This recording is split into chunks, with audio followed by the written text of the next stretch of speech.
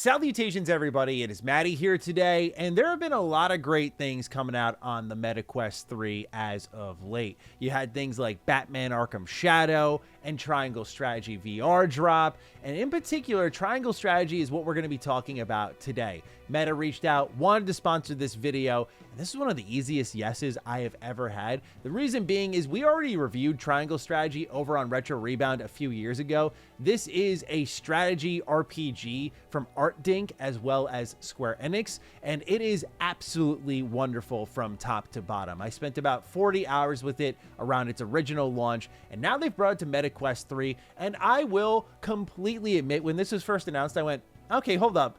Why is this a VR game? This doesn't seem like the best fit at the end of the day, but after trying it out, it's actually really cool. And you'll see in this kind of mixed reality game how it almost turns into like a tabletop that I'm playing on top of. And you'll even get to see my dogs in the process, as well as the Retro Rebound set in the background of the videos, because I was standing right here behind me as I was filming this whole thing. But nonetheless, ladies and gentlemen, let's talk a bit about Triangle Strategy once more. If you're new here and you're into these types of reviews, consider subscribing. Again, shout out to Meta for sponsoring this video. Let's get into it at the top. What is different from this version compared to what you get with, say, the Nintendo Switch version? We're going to start there, and then I'll talk about the features in the game and why you should just play this one regardless. So on VR, what's really cool about this is, like I mentioned, it has this new feature that Meta's been pushing in pass-through, which is pretty much that mixed reality I was talking about. This is really good for those of you who are like me and have really bad motion sensitivity. It's still something I struggle a little bit with, unfortunately.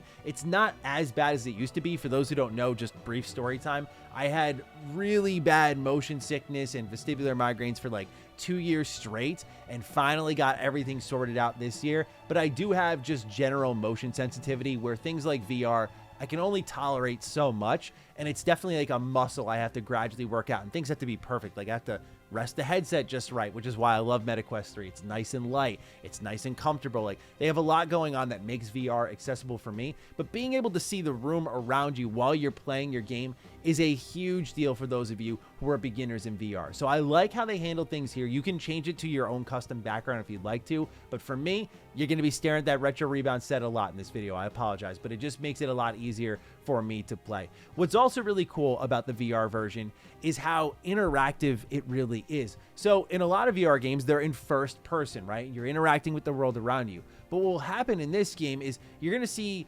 these pretty much levels build out in front of you, and then you'll be able to, like, in combat, pick up like a piece on the chessboard and place them where you want to be, and then tell them what you want to do. And I love how they use the controls. Like on your left hand, you can roll your wrist and you can see the entire turn order, and you can fold it back in and it'll disappear. So it's got just cool little features tucked in like that, but especially the combat and the way you interact with the sprites in the world is just very different. I mean, it's like you're playing a board game, and so that makes it, I think, really fun, because then you can kind of play in a room in your house where you think that sort of fits best, and it creates a whole different experience. So that was really exciting for me. I will say this is a stationary VR game, so you're going to want to be planted or standing somewhere still. Get comfortable though either way. There is a lot of dialogue in Triangle Strategy, a ridiculous amount, in fact. For those who don't know, this one reminds me a lot of the Trails series.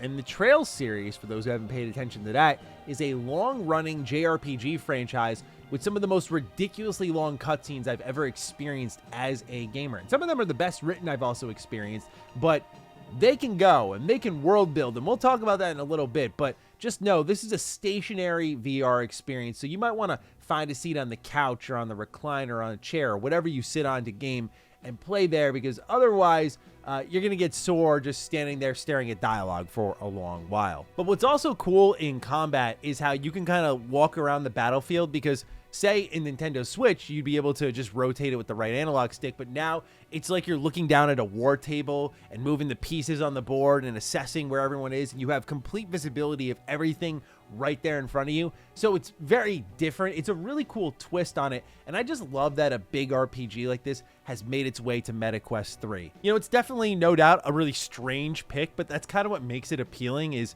it's not like any other VR game on the platform. And so I think for those who are like VR diehards, AR diehards, you're going to find something really cool here with Triangle Strategy, because it is a phenomenal game. So those are some of the core VR features. I just want to talk about the game a little bit more before we're out of here, because when I look at Triangle Strategy, I think of Tactics Ogre Reborn, which is another Square Enix game that was originally on the PSP. But what you get here with Triangle Strategy is something very much in that spirit. Lots of dialogue, very well written, long-winded tactical battles, but also just a long, interweaving, politically driven storyline that really is centered around a resource in Salt. That's the center of this world. And it's very Game of Thronesy, where you have multiple houses that are vying over this particular resource and fighting over it.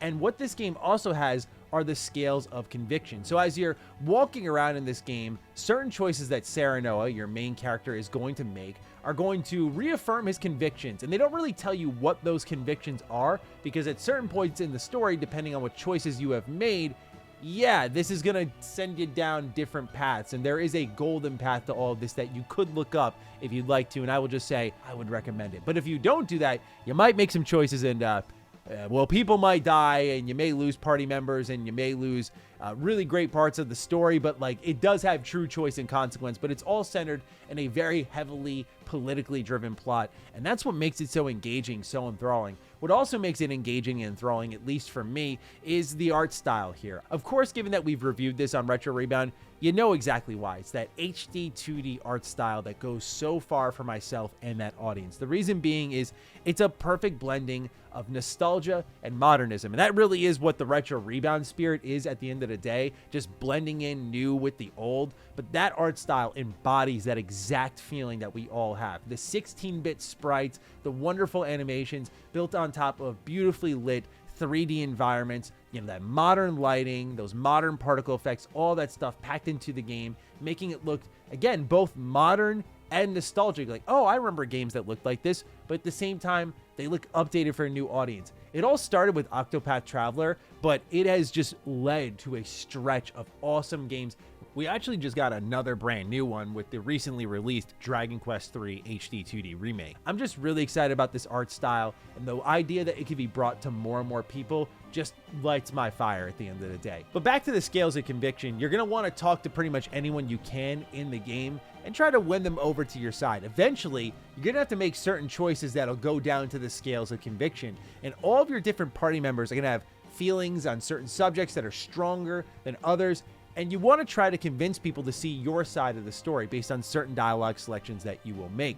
And this becomes all the more intense because if you can't convince any of them, the story goes where they wanted to go, which gives, I think, the surrounding cast a lot of power in the storytelling. And it doesn't always go like, oh, I'm the player, I'm going to say we're going to do the good route, and that's the end of the story. I think that works for very particular RPGs. But for this one, where war is at stake, politics are at stake, loyalty is at stake, having a system like this, I think, just goes a really long way in bringing these characters to life, bringing these ideals to life, and making those choices hit a lot harder, especially when it results in some tough deaths in this game. One thing you should be aware of if you pick this up on MetaQuest 3, and this just triggered in my head because I mentioned tough deaths, is that the game starts off on very easy. That wasn't the case in the Switch version, but here on VR, it is. So just keep that in mind if you're going through some fights like I was and you went, I'm really good at this thing. It's like, no, you're not. No, you're not. Well, maybe you are, but yeah, it's probably because the difficulty is preset at something really low. Cutscenes in the game are played out across these scrolls that unravel, so it's kind of, again, if you sit in, like, I have a movie room in the room right next to us here, it's our den, and it's really cool to just be sitting on the couch with my legs up, just watching the cutscenes in this game, because it's like I'm watching a movie almost. It's watching a performance, and like I mentioned, this is exactly what you're going to be doing for more than half of the game, is just reading a lot of dialogue. That's not including just the main story, but also the side stories that are here in Triangle Strategy. And I mean, there are a lot of them, and they will go. Like, even if you fast forward through them, you'll be stunned at how much writing is in this game. So just buyer beware on that front. Like, you do have to have a tolerance for a lot of writing in games, which I naturally look for in games. I love seeing long scripts and diving into character intricacies and just seeing how everyone interacts with one another. It just increases my investment in games, but that's not for everybody. But what you do get here are some great battles, and you can customize all of your party members as you go through fights. They'll gradually level up, unlock new abilities. Just an FYI, Anna is busted. She's like the rogue character that gets 2 turns right off the bat. So anytime you attack someone or take an action, you get XP points. So Anna levels up a ridiculously quick amount, and you'll always want her in any fight. In fact, she is ridiculously busted and will win you tons and tons of fights because she can go invisible and everything. Like, she's just really, really good, man. But then you can go to the encampment, you can go to the smithy, upgrade your weapons, get new status effects on them, bonus actions, and you can also recruit other members to your party, and they'll have their own side stories that can build them out a little bit. So there's a lot here that harkens back to the past, but then you have these VR features that make it feel very modern. So it fits the spirit of the game in this really interesting way. But nonetheless, I adore Triangle Strategy, and whichever way you choose to play it, please do check it out. It's a phenomenal strategy RPG, and I think it's really cool here on MetaQuest 3. Again, that feeling of just playing around the war table, walking around, assessing your options. It's really, really cool. So be sure to check it out either way. Shout out to Meta for sponsoring this video. I hope you all enjoyed. Let me know your thoughts on Triangle Strategy down below. Other than that, take excellent care of yourselves, and I will see you in the next video. Stay sexy, stay active. I love you all. Peace.